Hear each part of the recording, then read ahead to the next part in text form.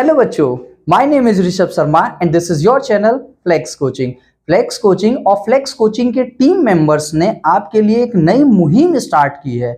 हम यहाँ पे बोर्ड एग्जाम को मद्देनजर रखते हुए आप सबके लिए एक क्विक रिवीजन लेके आए हैं और आज मैं फिजिक्स का पार्ट लेके आया हूं जो कि आपका है इलेक्ट्रोस्टैटिक। वैसे तो आपने हेडिंग देख ही लिया होगा कि आज हम इलेक्ट्रोस्टैटिक के बारे में पढ़ेंगे, तो हम यहाँ पे क्विक रिवीजन करने वाले हैं वो सारे इंपॉर्टेंट टॉपिक्स का जो आपके बोर्ड के ओरिएंटेशन से बहुत ज्यादा इंपॉर्टेंट है, साथ में इन फ्यूचर भी आपको कहीं ना कहीं काम आएगा। तो आइए हम शुरुआत करते हैं विथ इलेक्ट्रोस्टैटिक और विल फुल फील के साथ हम इलेक्ट्रोस्टैटिक को पढ़ने वाले हैं। तो आइए, तो सबसे पहले हम इस यूनिट के नाम को जरा पकड़ते हैं कि ये यूनिट का नाम कहना क्या चाह रहा है।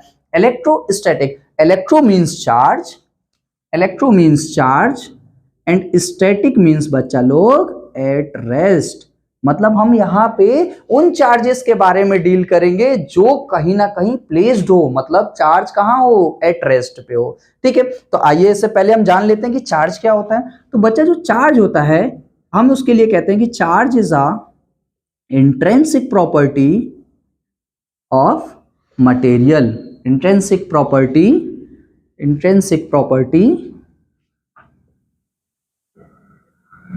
ऑफ मटेरियल, मतलब मटेरियल या मैटर भी हम उसको कह सकते हैं, कोई फर्क नहीं है।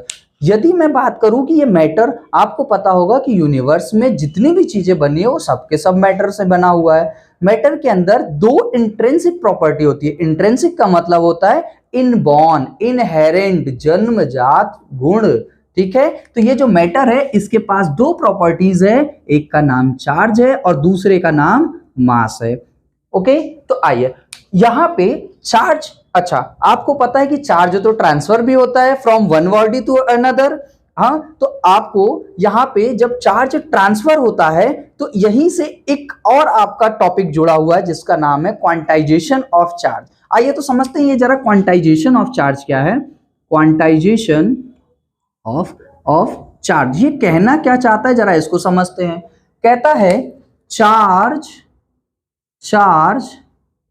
Available in fixed amount only. Fixed amount कहना क्या चाह रहा है, ये कहना क्या चाह रहा है। आप एक बात बताइए, जैसे मान लीजिए आप एक एटम है, मैं दूसरा एटम हूं, आपको कुछ चार्जेस की रिक्वायरमेंट है और आपने कहा कि सर एक काम करिए, आप हमको ना 1.5 चार्ज दे दीजिए। मैं बोलूंगा 1.5 चार्ज, क्या ऐसा पॉसिबल हो सकता है? आप ही सोचो, क्या आप एक इलेक्ट्रॉन तो पूरा पूरा दे देंगे और जो एक दूसरा इलेक्ट्रॉन है क्या उसको आप हाफ में ब्रेक कर सकते हैं क्या? नहीं। तो इसीलिए कहा गया है कि जो भी चार्ज है जो ट्रांसफर होता है बच्चा, वो एक फिक्स्ड अमाउंट में ही अवेलेबल होता है। यदि मैं आपको इसका एग्जांपल दूं, लेट्स से कि एक मार्कर है, मैं कहूं कि बच्चा जाइए एक मार्कर लेके आइए और उसके साथ एक कंडीशन आप में कर दूं कि बेटा सिर्फ कैप लेके आना, तो क्या ऐसा पॉसिबल होगा?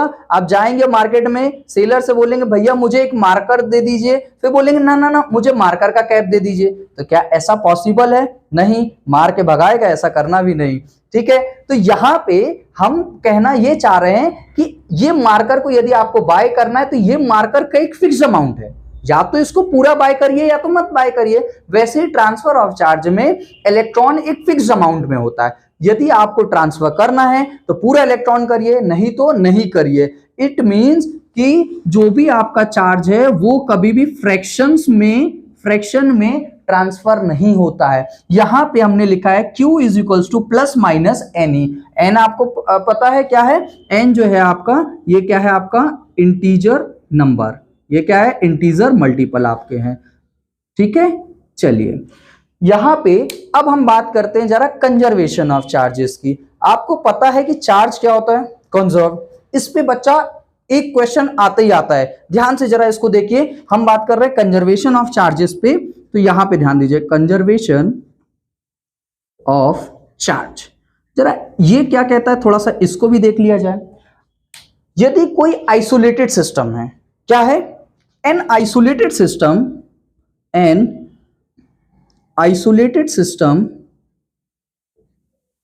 इन एन आइसोलेटेड सिस्टम, यदि आपके पास क्या है, एक आइसोलेटेड सिस्टम है, तो उसके अंदर का जितना भी चार्ज है, जितना भी चार्ज है वो क्या होता है, कंजर्व्ड होता है। तो आइसोलेटेड सिस्टम में चार्ज कैसा होता है बच्चा, कंजर्व्ड होता है। अच्छा ये कहना क्या चाह रहे हैं, आइए थोड़ा सा हम एग्जांपल में समझ लेते हैं। मान लीजिए ये मेरे पास एक आइसोलेटेड क्या हो गया, एक आइसोलेटेड हमारे पास क्या हो गया बच्चा, बताएं, एक आइसोलेटेड सिस्टम हो गया। हमने बोला कि यहाँ पे 3 चार्ज हैं, 1 2 3, ये 1 कूलम का, ये -2 कूलम का, और ये हो गया अपना +3 कूलम का। मैंने इस डब्बे को क्या किया, मैंने इस सिस्टम को क्या किया, एनर्जी प्रोवाइड की। इट मींस कि मैंने लिया ऐसे बहुत बड़े बड़े डब्बे में मैंने क्या रखे, सारे चार्जेस को रखे और उसको ऐसे ऐसे करके जुम्मा जुम्मा कर लिया। तो यदि मैं इस तरीके से करूं और फिर क्या होगा, एनर्जी का ट्रांसफर होगा। किस वजह से होगा, ड्यू टू कोलिजन होगा। तो एनर्जी या चार्ज का ट्रांसफर होगा।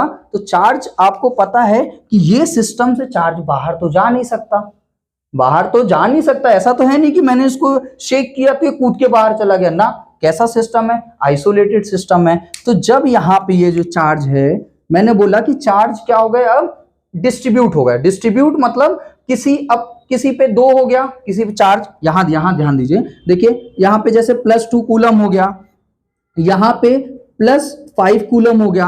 अब मैं पूछूं कि बेटा तीसरे वाले में कितना चार्ज होगा, तो आप यहाँ पे पता है कि चार्ज तो क्वांटाइज्ड होता है, किसमें, एन आइसोलेटेड सिस्टम में। तो ये आपको दिख रहा होगा एक आइसोलेटेड सिस्टम है। अच्छा यहां जरा देखिए इस सिस्टम में ओवरऑल चार्ज है कितना, तो 3 चार्ज +1 4, 4 में से 2 गया तो बचा कितना, बचा +2 चार्ज। मतलब इस सिस्टम के पास कितना है, +2 चार्ज है। यहाँ पे जरा ध्यान दीजिए, ये है आपका +2 और ये है 5, ये +2 और 5 मतलब +7। अच्छा +7 में कितना माइनस कर दिया जाए कि +2 बचे, तो आपको पता है -5। मतलब यहाँ पे आपका कितना आएगा, -5 कूलम का चार्ज आएगा। यही आपका क्या कहलाता है, आपका कंजर्वेशन ऑफ चार्जेस कहलाता है कि चार्ज आइसोलेटेड सिस्टम में हमेशा कंजर्व होता है, चाहे उसको एनर्जी प्रोवाइड करें या उसको शेक करें, उससे उसमें कोई फर्क नहीं आता है। ठीक है, इसी पे बच्चा आपको क्वेश्चन भी कभी कभी ऑब्जेक्टिव में देता है या 1 नंबर में दे देता है कि यदि इस एक आइसोलेटेड सिस्टम के अंदर इतने चार्ज हैं, देन उसके बाद मैंने उसमें एनर्जी दिया या शेक किया, देन उसके बाद सिस्टम बी में 2 आपको क्या करेगा, चार्ज दे देगा, तीसरे की वैल्यू पूछेगा। तो आपको पता है कंजर्व है, इनको सम करिए और इनको सम करिए, दोनों का सम क्या आना चाहिए, बराबर आना चाहिए, और इस तरीके से आपको क्या मिल जाएगी, वैल्यू मिल जाएगा। ओके, तो नेक्स्ट हम लोग टॉपिक पढ़ते हैं कूलम्स लॉ। आइए जानते हैं ये कूलम्स लॉ है क्या। जैसे आपको हमने यहाँ पे चार्ज के बारे में डिस्कस कर लिया, क्वांटाइजेशन ऑफ चार्ज देख लिया, कंजर्वेशन ऑफ चार्ज देख लिया। यदि 2 चार्ज एट रेस्ट पे रखा हो, आपको पता है कि नेगेटिव चार्ज और पॉजिटिव चार्ज एक दूसरे को अट्रैक्ट करते हैं और सेम चार्ज एक दूसरे को रिपेल करते हैं। तो कितने फोर्स से वो एक दूसरे को अट्रैक्ट करते हैं या रिपेल करते हैं, वही हमको क्या देता है, कूलम्स लॉ। कूलम्स लॉ हमको वही बताता है कि इनके बीच में फोर्स ऑफ अट्रैक्शन या फोर्स ऑफ रिपल्शन कितना है। ठीक है, तो आइए हम देखते हैं जरा कूलम्स लॉ है क्या। यहां पे एक चार्ज है आपका Q1 और यहां पे एक चार्ज है आपका Q2 और इसका डिस्टेंस जो है बच्चा वो कितना है, R है। हाँ, 2 चार्जेस, एक Q1 एक Q2 और उसका बीच का सेपरेशन कितना हो गया, R। तो यहां पे कूलम कहते हैं कि जो फोर्स होगा, कूलम फोर्स होगा वो प्रोपोर्शनल होगा product of charges. Product of charges means Q1 into Q2। ये उनकी पहली स्टेटमेंट हो गई। दूसरी स्टेटमेंट वो क्या कहते हैं कि जो ये फोर्स है ये इनवर्सली प्रोपोर्शनल होगा 1/r² के। हाँ, इसको हम बोल देते हैं दूसरी। आइए थोड़ा सा ये क्या होता है, ये आपका इनवर्स लॉ है। क्या है बच्चा, ये आपका इनवर्स लॉ है। इस पे भी क्वेश्चन आते हैं अगेन। नेक्स्ट वीडियो में मैं इलेक्ट्रोस्टैटिक की पूरे क्वेश्चन सीरीज लेके आऊंगा और एक एक टॉपिक, इंपॉर्टेंट टॉपिक के मैं आपको क्वेश्चन कराऊंगा, तो नेक्स्ट वीडियो भी देखना ना भूलेंगे। तो आइए हम लोग पहले यहाँ पे ध्यान देते हैं। इसको जब हम कंबाइन करेंगे तो आपको पता चलेगा कि जो फोर्स है ये प्रोपोर्शनल है product of charges divided by square of distance. जब ये प्रोपोर्शनलिटी साइन हटेगा बच्चा तो यहां पे एक प्रोपोर्शनल आ जाएगा Q1 Q2 divided by R²। यहां पे ये जो K है किस लिए, तो ये क्या है, प्रोपोर्शनल कांस्टेंट है आपका। क्या है, प्रोपोर्शनल कांस्टेंट। और इसकी जो वैल्यू है ये होती है 1/4πε0, जिसकी वैल्यू न्यूमेरिकल जो है वैल्यू होती है 9 × 10⁹ अच्छा यूनिट क्या निकाल सकते हैं, यूनिट क्या निकाल सकते हैं, यहां पे ध्यान दीजिए, ये के आर यहां चला जाएगा तो newton metre square divided by charge मतलब आपका कूलम स्क्वायर। ठीक है, तो ये क्या हो जाएगी इसकी यूनिट। अच्छा, यहीं पे थोड़ा सा हम इसके लिमिटेशन की यदि बात कर लें कि ये कूलम्स लॉ की क्या है, लिमिटेशन है। यहाँ पे ये जो है ये आपका क्या आ गया, फोर्स आ गया बिटवीन टू चार्जेस। तो यहाँ पे यदि मैं लिमिटेशन की बात कर लूं बच्चा, ये वाला पोर्शन क्या विजिबल है आपको, विजिबल है। यहाँ बात कर ले हम लिमिटेशन की, यहाँ पे हम लिमिटेशन की बात कर लेते जरा। लिमिटेशन मतलब कहाँ कहाँ पे ये लगता है और कहाँ कहाँ नहीं लगता है। ठीक है, तो पहली चीज, पहला जो है ये जो लॉ है ये valid only for test charge, याद रखिएगा, टेस्ट चार्ज, या फिर एक काम करते हैं पॉइंट चार्ज बोल लेते हैं, वो बोल लेते हैं जो बुक में है, नहीं तो मैं कुछ बताऊंगा आप कुछ पढ़ेंगे कंफ्यूज होंगे, उससे अच्छा है कि हम वही लैंग्वेज यूज कर लेते हैं जो बुक में यूज है। तो valid only for point charge मतलब ये दोनों चार्जेस कैसे होने चाहिए बच्चा, पॉइंट चार्ज होना चाहिए। दूसरा यदि यहां दूसरे लिमिटेशन की मैं बात करूं तो ये जो यहां पे डिस्टेंस है आपका आर, ये क्या होना चाहिए, distance should be greater than 10 to the power -15 metre. ध्यान से सुनिए क्या लिखा मैंने, 10 टू द पावर -15। आपको पता है कि किसी भी एटम का साइज होता है 10 टू द पावर -15, मतलब इस एटम के साइज से कुछ तो दूरी होनी चाहिए, मतलब इतनी दूरी, इससे क्या होना चाहिए, ज्यादा दूरी होनी चाहिए, इससे क्या होना चाहिए, ज्यादा दूरी होना चाहिए। और यहाँ पे यदि तीसरे लिमिटेशन की मैं बात करूं तो ये क्या कहता है कि दोनों चार्ज कैसे होने चाहिए, रेस्ट पे होने चाहिए, बोथ चार्ज एट रेस्ट। यहां पे एक और बात है, किसी किसी किताबों में यह भी लिखा होता है कि यहीं पे मैं नीचे देखिए, यहां पे नोट डाउन कर रहा हूं, ध्यान से देखिए, यहां पे मैं इसी में लिख दे रहा हूं, कहीं कहीं बोलता है कि one charge at rest and another at motion. ठीक है, इसका मतलब कि ये कहां और वैलिड हो सकता है, जहां पे एक चार्ज रेस्ट पे हो दूसरा मोशन में हो, लेकिन दोनों मोशन में होगा तो ऐसा वैलिड नहीं होगा। ठीक है, दोनों मोशन में होंगे तो ऐसा वैलिड नहीं होगा, इसको नोट कर लीजिए फटाक से। तो प्रिंसिपल ऑफ सुपरपोजिशन की यदि मैं बात करूं, किसकी बात करूं, प्रिंसिपल ऑफ सुपरपोजिशन, एक्चुअली में ये कहता क्या है, कहता है यदि मान लीजिए एक मतलब दो चार्जेस के बीच में हमने फोर्सेस देख लिया, अगर दो से ज्यादा चार्जेस हुए तो, तीन से ज्यादा हुए तो, यहां पे ध्यान दीजिए, जैसे एक चार्ज यहां पे है Q1, एक चार्ज यहां पे है Q2 और एक चार्ज यहां पे है Q3। लेट्स से कि ये पॉजिटिव है, ये नेगेटिव है, अगेन ये आपका पॉजिटिव है। ये जो डिस्टेंस है R1, ये जो डिस्टेंस है आपका R2 और ये वाली जो डिस्टेंस है लेट्स से R3।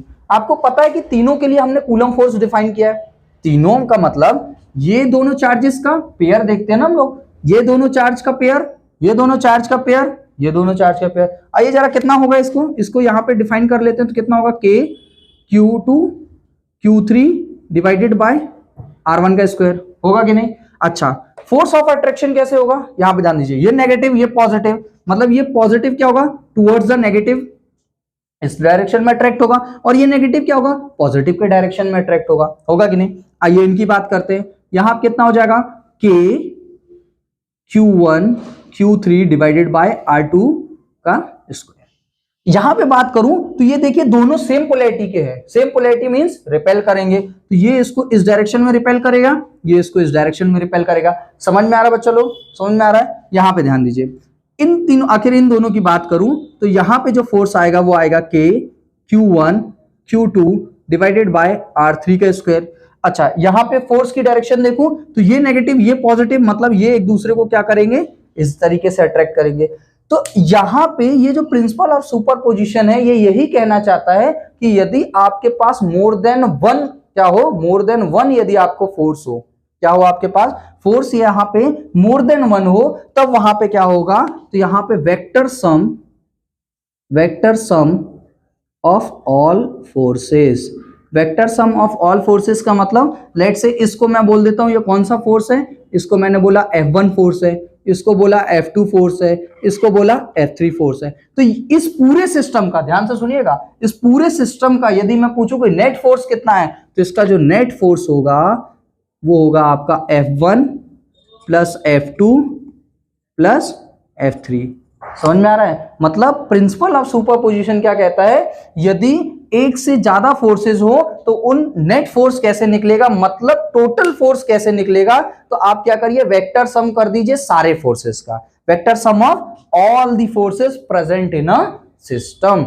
यहां पे एक छोटा सा यहां पे क्या है, नोट पॉइंट है, जो आप बड़ा ध्यान से सुनिएगा। ये नोट पॉइंट, आपको नोट पॉइंट यहां पे ध्यान से देखिए क्या बोलता है। कहता है कि F1 फोर्स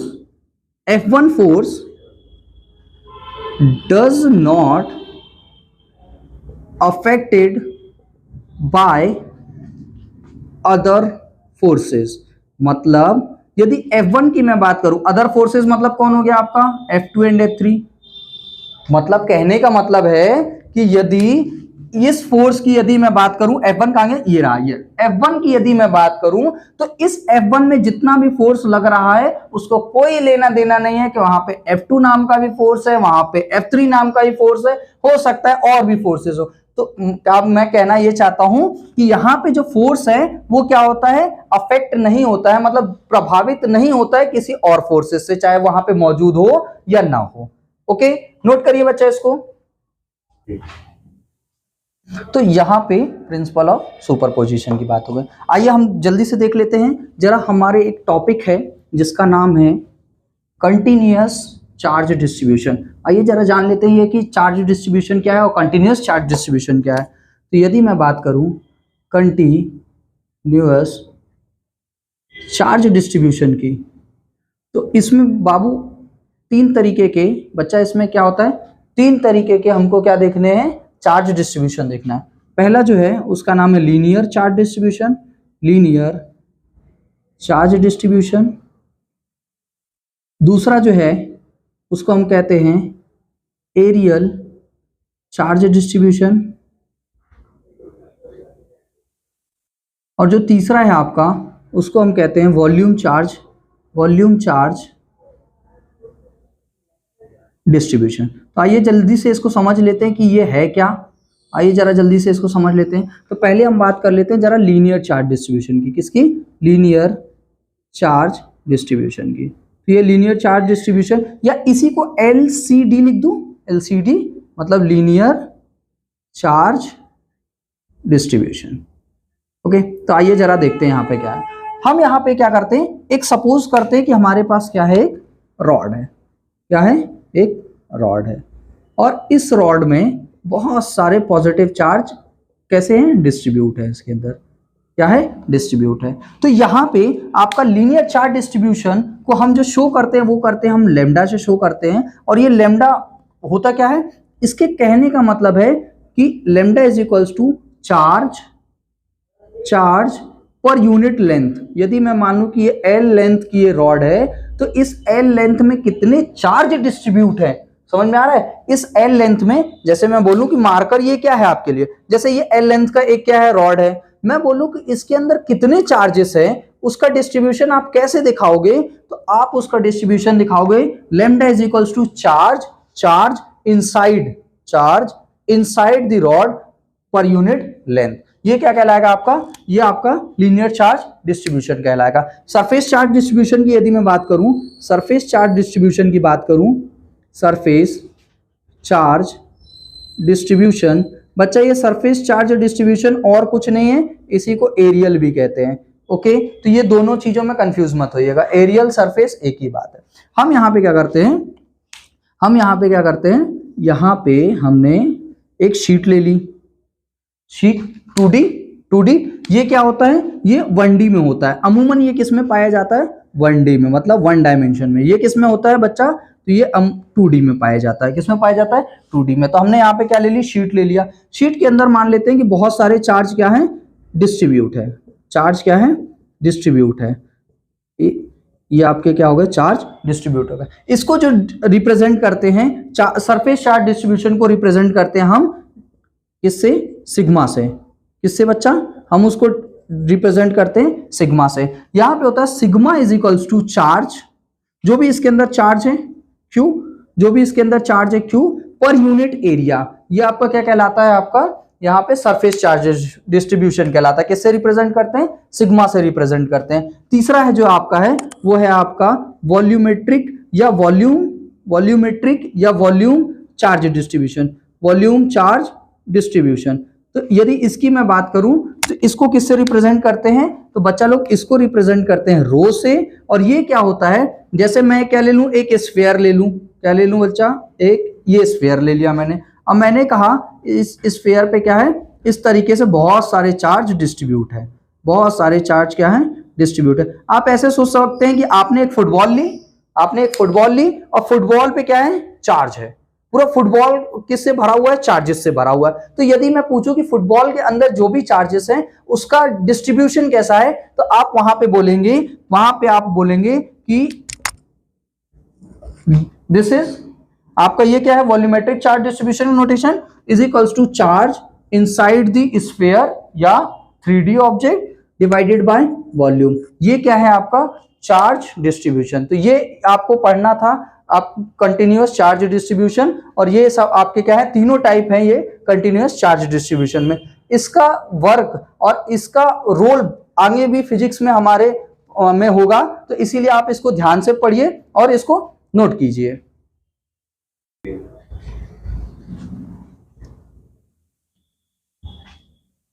तो ये रहा आपका चार्ज डिस्ट्रीब्यूशन। अब हम जल्दी से देख लेते हैं जरा इलेक्ट्रिक फील्ड को। आपको पता है कि जितने भी चार्जेस होते हैं वो क्या करते हैं, फील्ड को बनाते हैं। जितने भी चार्ज होते हैं वो सब क्या करते हैं बच्चा, आपके फील्ड को बनाते हैं, है ना। तो हम यहाँ पे बात कर लेते हैं इलेक्ट्रिक फील्ड की, जरा इलेक्ट्रिक फील्ड की बात कर लेते हैं। ओके, तो जितने भी चार्ज होते हैं, all charge are generated field around it. तो यहाँ पे यदि मैं बात करूं पॉजिटिव चार्ज की, यहीं पे यदि मैं बात करूं पॉजिटिव चार्ज की, तो पॉजिटिव चार्ज में मैं आपको फील्ड का डायरेक्शन भी बता रहा हूं और फील्ड बनता कैसे मैं ये भी बता रहा हूं आपको, ध्यान से देखिएगा। यदि मैं यहाँ पे पॉजिटिव चार्ज और यहाँ पे यदि नेगेटिव चार्ज, दोनों को यदि मैं बात करूं तो इसकी जो फील्ड होती है ये क्या होती है, रेडियली आउटवर्ड, रेडियली आउटवर्ड। ये क्या होता है, इसकी फील्ड कैसी होती है, रेडियली आउटवर्ड। रेडियली आउटवर्ड का मतलब होता है कि जो भी फील्ड इससे निकल रही है वो अपने सरफेस से कितना एंगल बना रही है, 90 डिग्री। जो भी यहां से फील्ड निकल रही है वो अपने सरफेस से कितना बना रही है बच्चा, 90 डिग्री। इसी को हम क्या बोलते हैं, रेडियली आउटवर्ड। यहाँ पे यदि नेगेटिव चार्ज की बात करें तो इसका जो फील्ड होता है ये क्या होता है, radially inward. Radially inward, radially inward का मतलब कि 90 डिग्री का एंगल बनाते हुए ये क्या होते हैं, इसके अंदर आते हैं, ये 90 डिग्री का। तो यहाँ पे आपको ध्यान रखना है कि इलेक्ट्रिक फील्ड में आपको ये ध्यान रखना है कि पॉजिटिव चार्ज कैसा होता है, आपका फील्ड कैसा बनाता है, तो रेडियली आउटवर्ड, और नेगेटिव चार्ज कैसा बनाता है आपका, रेडियली इनवर्ड। ये क्या होते हैं आपके, रेडियली इनवर्ड। यहाँ पे ये क्या है बच्चा, आपका इनवर्ड। ये आपका क्या हो गया, चार्ज के बारे में इलेक्ट्रिक फील्ड। यहां पे हम इलेक्ट्रिक फील्ड ऑफ चार्ज देख रहे थे, इलेक्ट्रिक फील्ड ऑफ चार्ज या फील्ड्स लाइन ऑफ चार्ज इसको एक्चुअली में हम कह सकते हैं। तो ये क्या है आपका, फील्ड लाइंस ऑफ चार्ज। ये क्या है, चार्ज की फील्ड लाइंस। ये क्या है आपकी, चार्ज की फील्ड लाइंस। तो अब हम जरा बात कर लेते हैं इलेक्ट्रिक फील्ड की। किसकी बात कर लेते हैं जरा, इलेक्ट्रिक फील्ड की। ये यहाँ पे इलेक्ट्रिक फील्ड का मतलब कि कोई भी चार्ज यदि फील्ड्स लाइन बना रहा है तो वो फील्ड्स लाइन की स्ट्रेंथ कितनी होगी, इसी को हम क्या कहते हैं, इलेक्ट्रिक फील्ड। मतलब इसकी ये जो फील्ड जनरेट हो रही है इसके सराउंडिंग में, इसके चारों ओर जो ये फील्ड जनरेट हो रही है, ये फील्ड की स्ट्रेंथ है क्या, उसी को हम क्या बोलते हैं, इलेक्ट्रिक फील्ड। हाँ, या फिर इसी को हम बोलते हैं इलेक्ट्रिक फील्ड इंटेंसिटी। क्या बोलते हैं, इलेक्ट्रिक फील्ड इंटेंसिटी। इसको किसे डिनोट करते हैं, ई से डिनोट करते हैं। किसे डिनोट करते हैं बच्चा, ई से। आइए जरा देखते हैं कि क्या होता है। मैं बोलता हूं, यहां पे ध्यान दीजिएगा, एक चार्ज यहां पे ये पॉजिटिव है, ओके, और इसके क्या होगा, सराउंडिंग में चारों ओर ये क्या होगी, फील्ड होगी। इसकी कौन सी फील्ड, इलेक्ट्रिक फील्ड। यहां पे मैंने जैसे ही इसके फील्ड के अंदर एक टेस्ट चार्ज रख दूंगा Q0, क्या रख दूंगा, एक टेस्ट चार्ज Q0। जैसे ही मैं इसके फील्ड के अंदर रख दूंगा तो ये क्या करेगा, उसको अट्रैक्ट, ये रिपेल करने की कोशिश करेगा। क्या करेगा, अट्रैक्ट या रिपेल करने की कोशिश करेगा। ध्यान दीजिएगा यहाँ पे ये जो क्यू नॉट है ये कैसा है बच्चा आपका, तो ये आपका टेस्ट चार्ज है। टेस्ट चार्ज का मतलब वो चार्ज है जिसपे हम टेस्ट करते हैं, और इसके साथ एक और कंडीशन है कि उस चार्ज के पास क्या होना चाहिए, खुद की इलेक्ट्रिक फील्ड नहीं होनी चाहिए। नहीं तो ये जब आएगा इसके पास और दोनों इलेक्ट्रिक फील्ड मर्ज होगा तब हमको तो यहाँ पे electric field of positive charge देखना है, तो यहाँ पे क्या होगा, थोड़ा सा एरर आने लगेगा। तो इसीलिए हम ऐसा चार्ज लेते हैं जो कि क्या हो, आपका टेस्ट चार्ज हो, जिसकी खुद की कोई इलेक्ट्रिक फील्ड ना हो। तो यहाँ पे हम कहते हैं इनके बीच में क्या लग रहा होगा, एक फोर्स ऑफ अट्रैक्शन या रिपल्शन, कोई भी एक फोर्स एक्ट हो रहा होगा। वो फोर्स होता कितना है, तो फोर्स होता है आपका F इज इक्वल्स टू के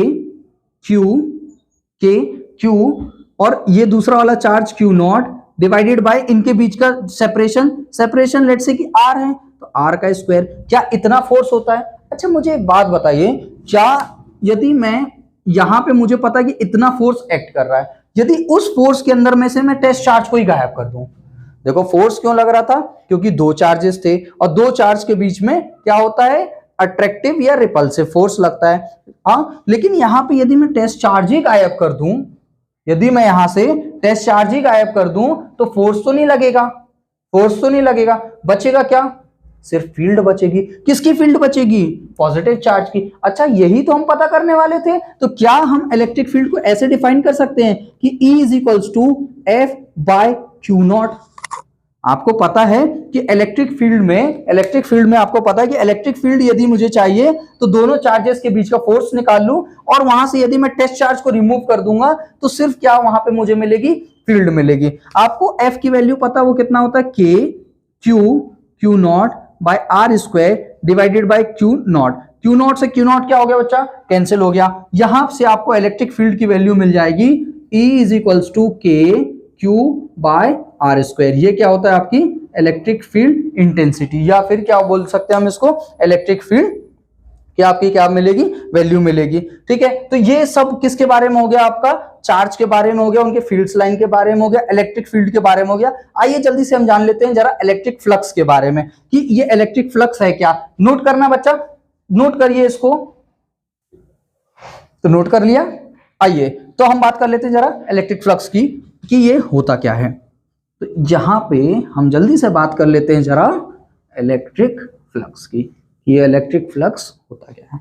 तो इलेक्ट्रिक फ्लक्स की यदि मैं बात करूं, इलेक्ट्रिक फ्लक्स, यदि इलेक्ट्रिक फ्लक्स जिसको हम किससे डिनोट करते हैं, फाई से, यदि इलेक्ट्रिक फ्लक्स की यदि मैं बात करूं तो ये कहता है number of electric field lines passes through perpendicular to the surface.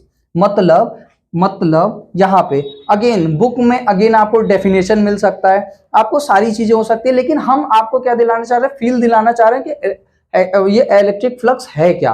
तो जरा इसको फील आप लीजिए और देखिए जरा ये है क्या। यहां पे ध्यान दीजिए, यहां पे मैं क्या करता हूं, एक शीट बना लेता हूं जरा। ये क्या हो गया आपका, यहां पे बच्चा मैं आपके लिए जल्दी से क्या करता हूं, एक शीट ड्रॉ करता हूं। ये क्या हो गया आपके लिए एक शीट। यदि मान लो ये प्लेन ऑफ पेपर कुछ इस तरीके से हो, ये तो अच्छा नहीं बन रहा है, थोड़ा सा ब्यूटीफुल सा बनाते हैं इसको, ब्यूटीफुल। वैसे तो आपके टीचर की ड्राइंग बहुत गंदी है, फिर भी कोशिश करते हैं। मान लीजिए ये क्या है, एक शीट है, शीट मतलब 2D ऑब्जेक्ट, जैसे एक कोई सरफेस। हाँ, और उस सरफेस को क्या किया, इस बोर्ड की बिल्कुल इस तरीके से परपेंडिकुलरली मैंने प्लेस कर दिया। कैसे किया है, बोर्ड के एकदम ऐसे परपेंडिकुलरली मैंने क्या किया, इस पे प्लेस कर दिया। यदि यहां से फील्ड्स लाइन, कौन सी fields line, electric fields line. ये कौन सी फील्ड्स लाइन है बच्चा, इलेक्ट्रिक फील्ड लाइंस।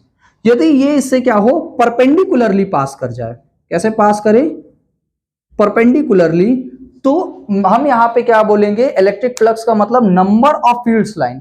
जैसे यहां पे मैं बोलूं कितना फ्लक्स है, तो आप तुरंत बोलोगे फ्लक्स 1 2 3 4, मतलब फ्लक्स की वैल्यू कितनी है, 4। यहां पे यदि मैं लाइंस को और इंक्रीज कर दूं और अब मैं पूछूं आपसे कि बच्चा अब फ्लक्स कितना हो गया है, अब फ्लक्स आपका कितना हो गया है, तो आप बोलोगे सर जी 1 मिनट में फिर बता देता हूं। तो flux is equals to 1 2 3 4 5 6, flux कितना हो गया 6, मतलब नंबर ऑफ लाइंस, कौन सी लाइंस, जो कि परपेंडिकुलरली पास हो रही हो। यदि यहां पे ऐसी कोई लाइन हो जो इस तरीके से आए और इस तरीके से चली जाए, अब मैं पूछूंगी बच्चा फ्लक्स कितना है, तो आप ये थोड़ी ना बोलेंगे 1 2 3 4 5 6 7 ना, क्या ये परपेंडिकुलरली पास हुई है, नहीं, तो इसको हम नहीं काउंट करेंगे। काउंट किसको करना है, जो परपेंडिकुलर पास हुई है, ठीक है। तो ये क्या हो गया बच्चा, इलेक्ट्रिक फ्लक्स के बारे में,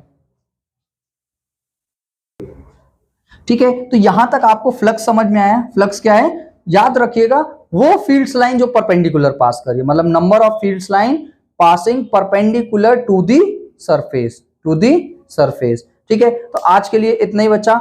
नेक्स्ट वाली क्लास में हम देखने वाले हैं डाइपोल।